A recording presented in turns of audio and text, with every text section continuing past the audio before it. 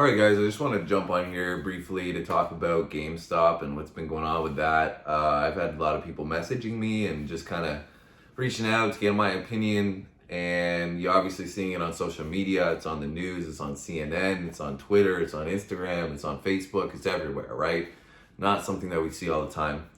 And so I wanted to discuss it a little bit because I think it's good that we have some conversation and, we have some basis on information that we can try to come to a conclusion on what's happening and what's the best way to proceed.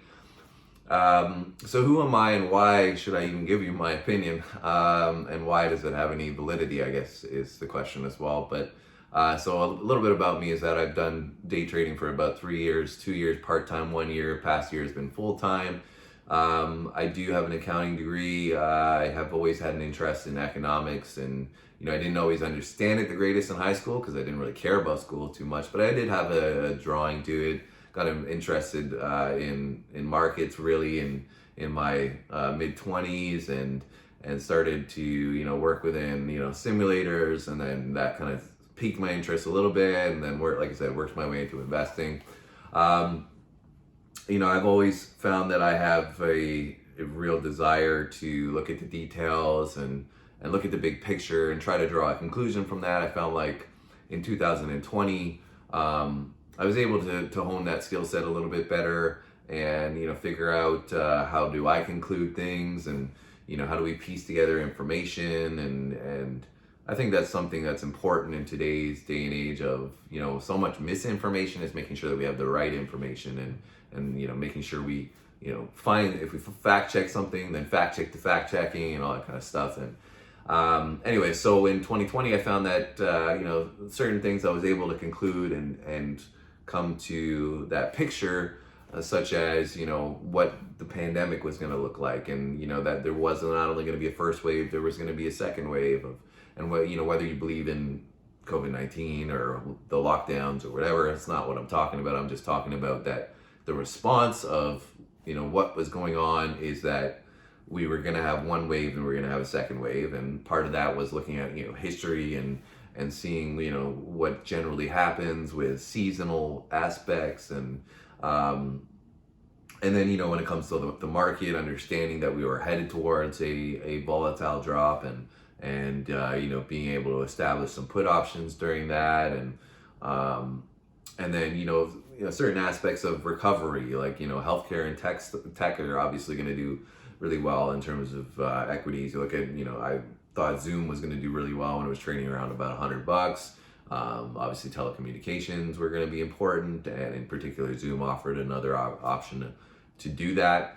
And other ones, like Peloton, obviously was a stock. You have vaccine stocks like Moderna, Novavax. There are certain stocks that are going to obviously do better in certain time periods, and I think those were some examples of that. One of the other ones that I suggested was Bitcoin going from under 10K to at least 20K and above. And I think there's a lot of promise for that to continue its trend forward. I was, wrong about some things as well, but I think, based on my realization of when you really start to look at the details, you can sometimes find what the resolution is going to be.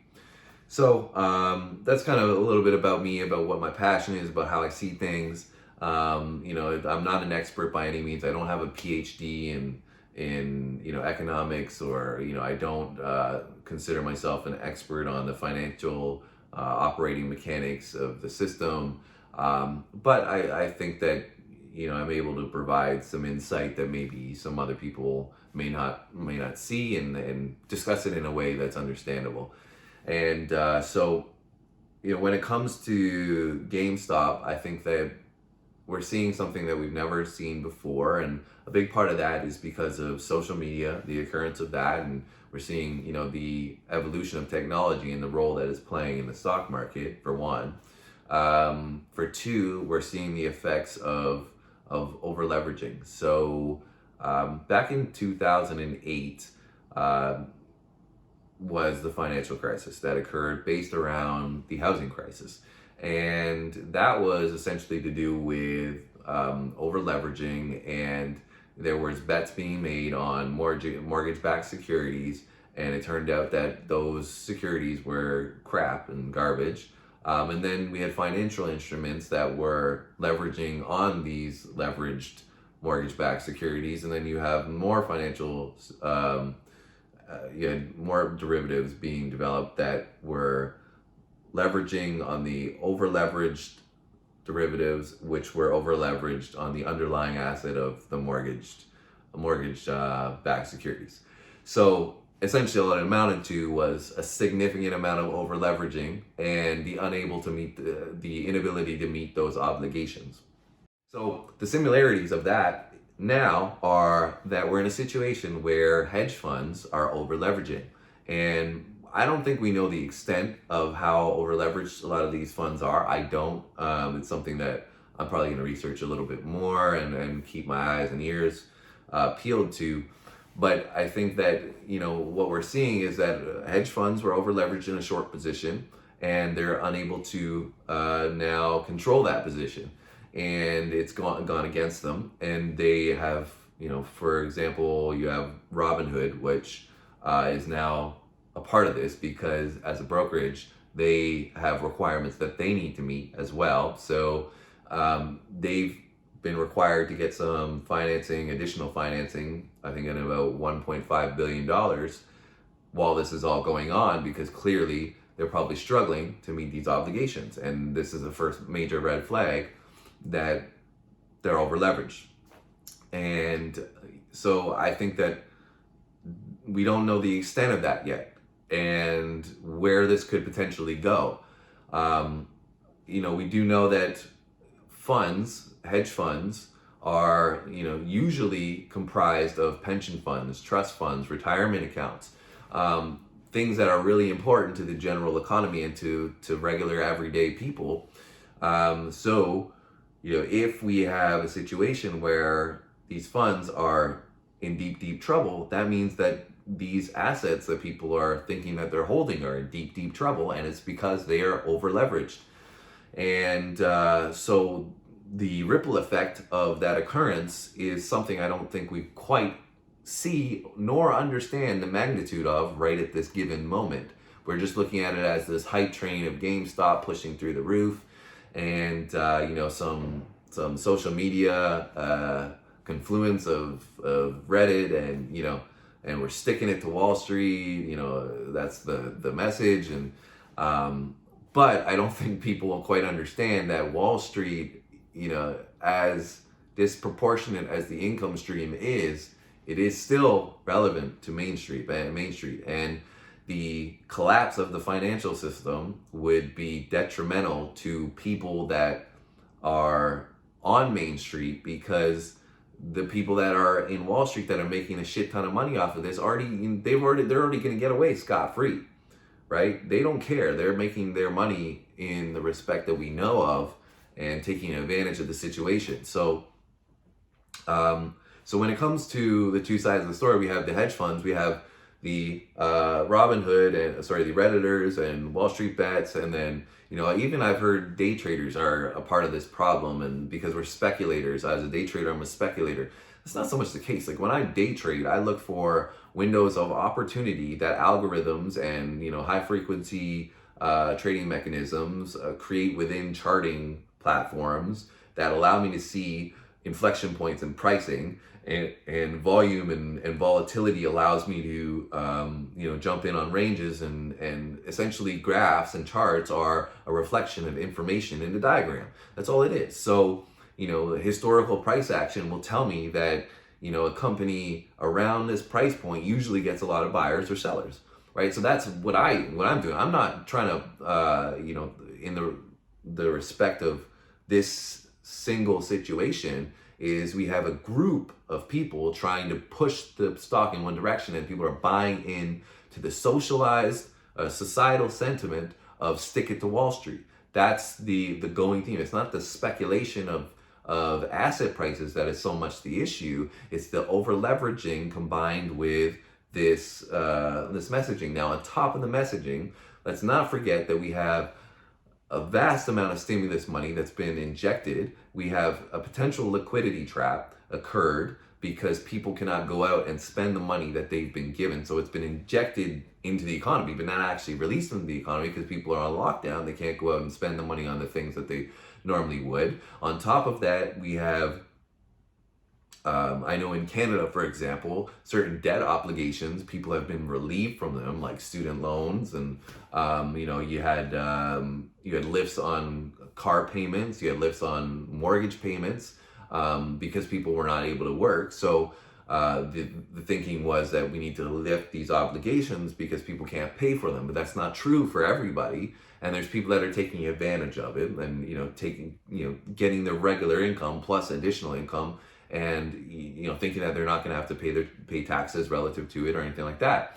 So there's extra money here, and and you have on top of that, I know in the U.S. people were making more money on unemployment than they were when they were employed, based on the stimulus from the government. So we have obviously a potential for an injection of liquidity and availability of funding towards the markets. Now, who's going to jump on that in a situation like we have? It's going to be retail buyers. So obviously I'm considered a retail trader, but in addition to me, you have people, everyday people that have no knowledge about markets or very limited knowledge, and they're now throwing their money that they deem additional funds that they haven't been spending on traveling or whatever else into this particular given one situation of one ticker, and everything's coming all together, where we have over leveraged hedge funds, we have a social sentiment, and then we have an additional influx of liquidity, and it's all coming together. So the outcome that we're seeing is the potential that the system is failing, and the market mechanics are obviously not working right now. So the stock price of GameStop has not gone up to $500 because of any fundamental valuation and any change in the business. It's gone up from speculation, but from the things that we talked about all coming together. And now this is a potential catalyst for other domino effects to occur within the market. And I think this is a product of the debt cycle, and we see currency cycles as well. Through human history and civilizations, we have seen that this occurs. And in particular with the debt cycle, we accrue more and more debt to the point where we can't do it anymore. And then those bubbles pop, and there's a really shitty time in history where things need to go through a cooling down process, and that's referred to in like the Great Depression period was the lost decade. And this is the time frame where things, there's a period of, like I said, when you buy your home at $1 million, and your obligation is $1 million, and the asset price starts at $1 million, but because the bubble pops, the asset price is down here, but your obligation is here, and then you're expected to meet your obligation with a lower asset price. Obviously nobody wants to do that, and it's going to take you forever to pay off $1 million loan, and all your assets have decreased. So there's a few ways to deal with some of those issues within the economy, and to deal with debt crisis and all that. But we're already exhausting a lot of those things between spending from the coronavirus pandemic. We can't reduce our interest rates any further. Spending, like I said, with a liquidity trap, we're kind of at an influx.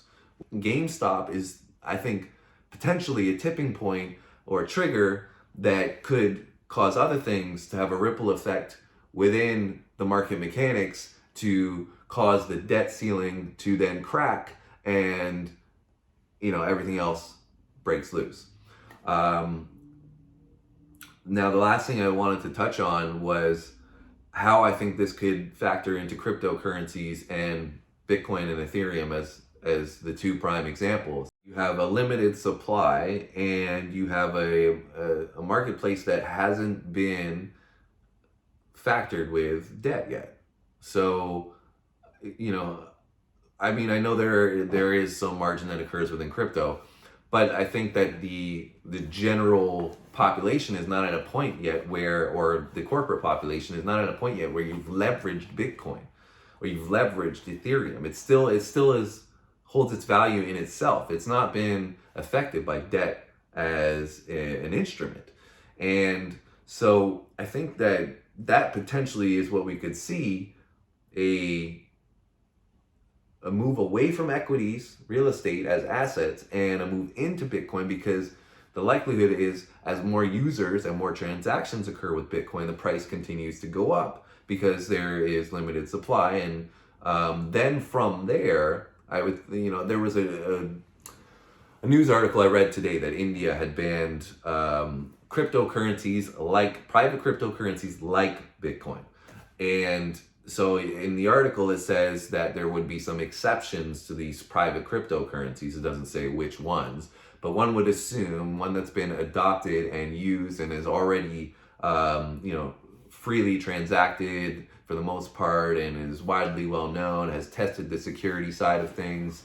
I think that obviously is going to be an exception to the rule. And, in terms of determining the value of future cryptocurrencies and whether it might be pegged to Bitcoin and whether that might be the reserve currency to all digital currencies or whatever, that's a whole different topic. However, I think that, it's clear that there is increasing demand and increasing awareness about Bitcoin. And it's happening at a time where we're decreasing the value of the dollar and the purchasing power of that dollar, and we have copious amounts of debt, and the inability to repay this debt may be, we may have already passed the tipping point. So the next thing is, okay, everything's crumbling over here in this financial system. We need to allocate our funds and our assets in a different way, and Bitcoin and Ethereum seem like the most logical and likely suitors right off the bat. So, but the floor is going to be higher, and the recovery to asset prices beyond that for crypto and Bitcoin in particular is going to be exponential, because the scarcity of the resource is there, and you have it defining itself at its own price. So I think, like I said, that's kind of somewhat of the picture that we could potentially see. And to break it down in quick terms, we have relevance to 2000 financial crisis, over leveraging, to the crisis that potentially could occur with over leveraging hedge funds and them getting squeezed out on the short squeeze, which we're seeing right now, in conjunction with the social messaging of, screw the governments, screw institutions, we want to bring this all down. That can cause a run and issues within financiers and banks, and then that can lead to the mechanics within the market malfunctioning, the market mechanics malfunctioning, asset prices issues can lead to a new area where people are trying to hold and store value and need to fund money into, and therefore the next best case is for Bitcoin and Ethereum, and those asset prices then increase and become a new measure for investment. So that's just some different ideology, and like I said, trying to piece some dots together. There's no guarantee that any of this stuff is going to happen, and I could be wrong. But I think that for sure there is a misrepresentation on this just being, let's take down Wall Street. Like, there's more to it than that, and I hope people can understand that before we get to that point. Obviously, I rambled a lot, but I hope you guys just enjoy a different perspective. It's just my opinion. It's not a fact, but I like to think it's an educated opinion, and so hopefully you guys can formulate your own opinions with some help on some of my ideas.